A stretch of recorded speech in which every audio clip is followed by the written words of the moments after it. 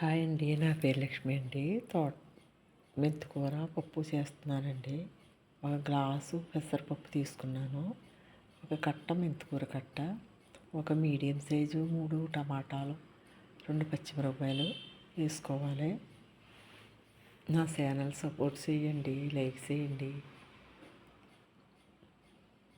పప్పు ఉడికిపోయిందండి. టమాటాలు, పచ్చిమిరపకాయలు, ఈ మెంతికూర వేసేసుకుని పసుపు కారం వేసుకుని బాగా మెత్తగా ఉడకనివ్వాలి.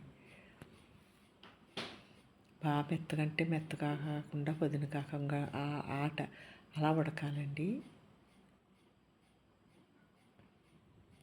తాలింపుకి ఆవాలు వేసాను. ఆవాలు, వెల్లుల్లిపాయలు, జీలకర్ర, కరివేపాకు, ఎండుమిరపకాయ వేసుకుని తాలింపు పెట్టుకోవాలి.